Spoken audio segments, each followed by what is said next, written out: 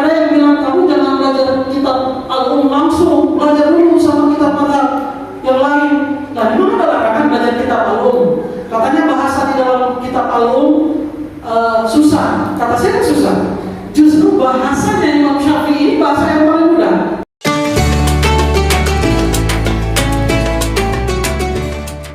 Bahasa Imam Syafi'i itu bahasa sederhana, mudah, gitu. Orang mengatakan jangan belajar sama kitab Imam Syafi'i secara langsung. Ya berarti sama aja jangan belajar Al-Quran langsung, gitu kan? Ya belajar tafsirnya jalan lain dulu misalnya. Belajar tafsirnya siapa? Kan kita belajar Al-Quran boleh langsung dalam Al-Quran kan? Nah baru tafsirnya boleh kita ambil dari Imam Tabari gitu kan. Madhab yang lain misalnya madhab Sufyan Ats-Tsauri yang terkenal kan, jarang kan kita dengar madhab Sufyan Ats-Tsauri, madhab Fudail bin Iyad jarang, madhab Hamad bin Sulaiman jarang kita dengar. Yang kita dengar adalah madhab Abu Hanifah, madhab Maliki, madhab Syafi'i, madhab Hambali. Semua madhab berdasarkan dalil. Guru mereka itu ketemu sama sahabat. Guru mereka itu nyambung ke Rasulullah SAW. Makanya teman-teman kalau belajar fikih itu belajar toleransi katanya. Menurut pendapat ini kuat, menurut pendapat ini juga kuat. Nah, cari jalan tengah. Itu amannya di situ. Seperti kunut. Kunut itu nggak usah jadi masalah lagi, gitu kan? Oh, Ustaz, kata bin Bas kan kalau imam kunut, makmum juga harus kunut, gitu kan? Problemnya, makmum harus angkat tangan, menghormati, mengikuti imam. Nah, balik lagi, itu katanya kenapa? Menurut Al-Albani begitu. Kalau saya nggak angkat tangan, nggak masalah juga.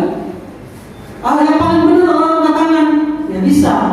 Sesuatu yang didasarkan pendapat yang tidak ada basisnya pada hadis atau fatwa sahabat tidak bisa langsung ditetapkan bahwa itu benar.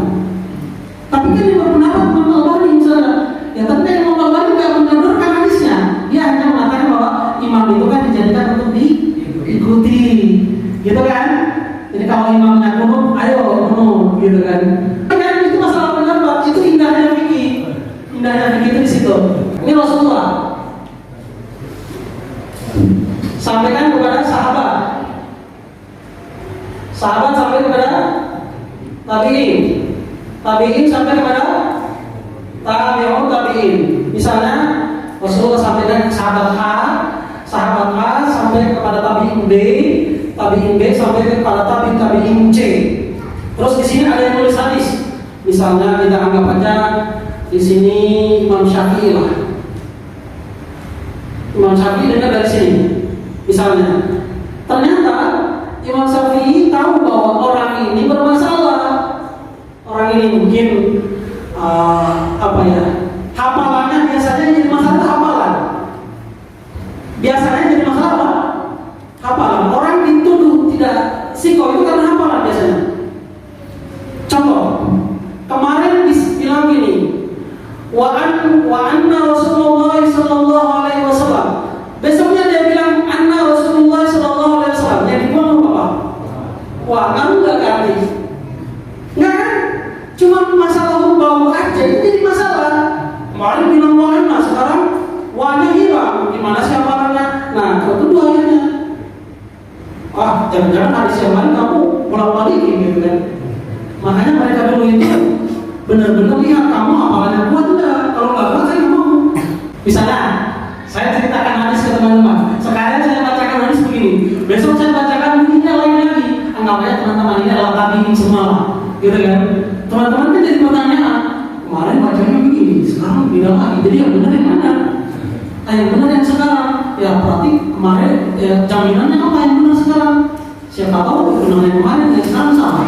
Jadi nggak ada jaminan kan bahwa yang benar sekarang. Kebanyakan dituduh itu karena hafalannya. Kan dulu mandalin hafalan Pak.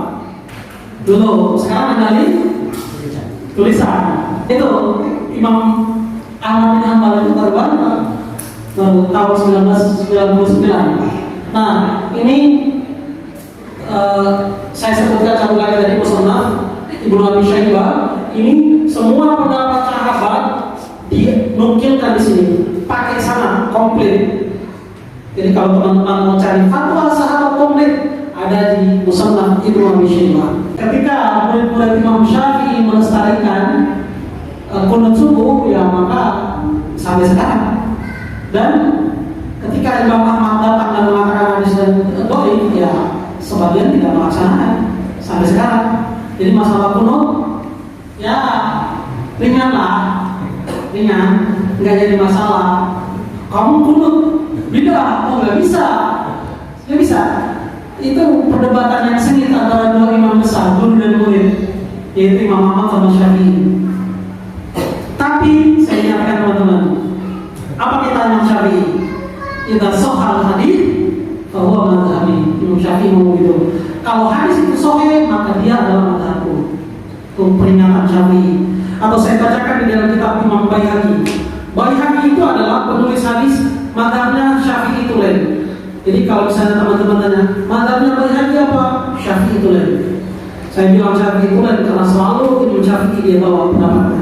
Dia mengatakan gini, di dalam kitabnya dia mengatakan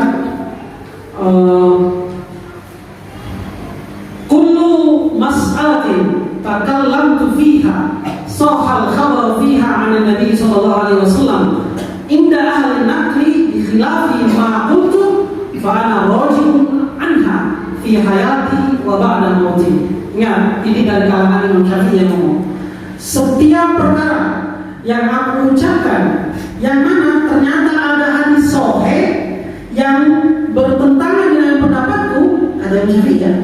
Setiap pendapatku ternyata ada hadis sahih yang bertentangan dengan pendapatku, fa ana rajihun anha, maka saya ikuti pendapat itu fi hayati, baik saya masih hidup wa ba'da mauti, atau setelah saya meninggal dunia.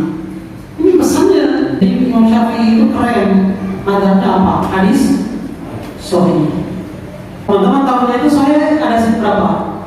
Ada dua ya? Sahih Bukhari, Sahih Muslim. Yang kita tahu padahal sahih itu ada lagi Sahih Ibnu Khuzaimah. Kitab khusus nama orang yang meriwayatkan hadis. Banyak banget teman-teman cek. Seperti misalnya Tadribul Kamal, Tadrib At-Tardib, terus Tabaqat Ibnu Sa'an, terus teman-teman bisa cek lagi di Syiar A'lam Nubala kayak Adz-Dzahabi. Kan Syekh Albani itu mutakhir, kenapa bisa kita percaya? Coba baca dulu, kita cek Syekh Albani. Setiap perkataan Syekh Albani tidak pernah menurut saya, tapi dia mengatakan bahwa menurut Ibnu Sa'd di hadis ini dhaif. Jadi dia selalu merujuk. Itu kehebatan Albani. Jadi Albani itu hanya kesimpulan. Albani itu hanya menyimpulkan. Ada yang punya kitabnya, bisa kita cek sama-sama. Dia hanya menyimpulkan. Menurut Ibnu Sa'd hadis ini dhaif. Menurut Ibnu Hajar hadis ini sahih. Menurut misalnya Ibnu Katsir orang ini dhaif. Jadi dia hanya menyimpulkan. Oh, kesimpulannya ada orang yang menuduh dia berdusta. Satu aja tuduhan dusta, mudah tamat riwayat orang itu. Tapi yang menuduhnya harus orang yang berkualitas ya. Ini misalnya ini, Syafi'i bilang oke. Tapi lahir misalnya Imam Nawawi kan mazhabnya Syafi'i itu lain ya, mengatakan bahwa bermasalah. Nah ini kan nggak sekelas, nggak bisa. Ini jauh. Kecuali Imam Nawawi punya rujukan. Karena saya bilang bermasalah ini karena Imam Ahmad bilang orang ini bermasalah. Nah, kan Imam Ahmad sepantaran gitu kan, kualitasnya sama. Jadi boleh gitu. Nggak bisa saya bilang hadisnya dhaif, ya saya sama Imam Syafi'i dibandingkan lagi dan bumi, berarti kan nggak bisa saya bisa mendoakan Imam Syafi'i gitu kan. Kita lihat ulama ini di zaman kapan. Jadi pentingnya kita tahu tentang sejarah itu begitu. Bahwasanya ada orang yang belakangan berpendapat ya boleh-boleh aja. Tetapi kita balik dong ke ulama-ulama awal gitu kan, ulama-ulama awal. Setelah ini akhirnya ternyata mereka itu nggak pernah taklid, nggak pernah. Imam Syafi'i belajar sama Imam Malik, tiba-tiba Imam Syafi'i bilang semua pendapat Maliki pasti benar. Enggak, justru dia berpendapat berbeda sama Imam Malik, padahal gurunya ya berbeda. Imam Ahmad belajar sama Imam Syafi'i, tapi tiba-tiba enggak tiba-tiba Imam Ahmad bilang semua pendapat Syafi'i saya terima. Ternyata enggak, dia pendapatnya lain gitu. Jadi awalnya mazhab itu indah sekali. Mereka belajar tanpa ada pertengkaran di dalamnya. Ternyata di zaman kita mazhab jadi pertengkaran. Ya kan? Kata Ibnu Hajar, pendapat hadis dhaif itu boleh diamalkan. Saya lagi, Ibnu Hajar itu kapan? Ibnu Hajar itu tahun 700-an ke 800-an. Oh, diingat-ingat dulu. Berarti jauh banget sama Imam Syafi'i ya, jauh kan? Tapi mazhabnya Syafi'i itu lain. Syafi'i itu lain dia. Ibnu Hajar itu menerangkan bahwa hadis dhaif itu boleh diamalkan dengan catatan satu, terkait fadilah amal, keutamaan amal. Barang siapa yang baca ini, niscaya Allah ampuni dosanya. Fadilah amal. Yang kedua, tidak ada ijtihad. Yang ketiga, tidak boleh disandarkan kepada Rasulullah SAW. Jadi Anda amalkan saja tanpa bilang itu dari Rasulullah. Kitabnya yang terkenal itu Fathul Bari, Syarah Imam Bukhari. Ibnu Hajar punya murid terkenal, siapa namanya? Imam Suyuti. Tafsirnya lain. Itu tafsirnya kesimpulan. Mazhab semuanya saling belajar, dan awalnya tidak ada masalah belakangan muncul ketika orang fanatik terhadap mazhab. Fanatik boleh terhadap mazhab? Tidak boleh, haram. Imam Syafi'i melarang, jangan taklid terhadap pendapatku. Jadi yang taklid berarti bukan mazhab Syafi'i. Teman-teman mazhabnya apa? Teman-teman mazhabnya banyak. Kalau saya tanya mazhab saya, kamu apa? Ya mazhab campuran. Ya mazhab selera kan. Saya Imam Syafi'i saya ambil, Imam Ahmad saya ambil, Imam Malik saya ambil, Imam Abu Hanifah saya ambil. Mana yang paling kuat? Gitu kan? Mana yang paling enak? Bisa tuh sholat nih, sholat 2 rakaat. Duduknya gimana sih? Duduk begini, rakaat, atau begini? Ya terserah mau duduknya gimana? Terserah. Kan perselisihan para mazhab juga ya kan? Terserah. Mau duduk yang bagaimana aja terserah.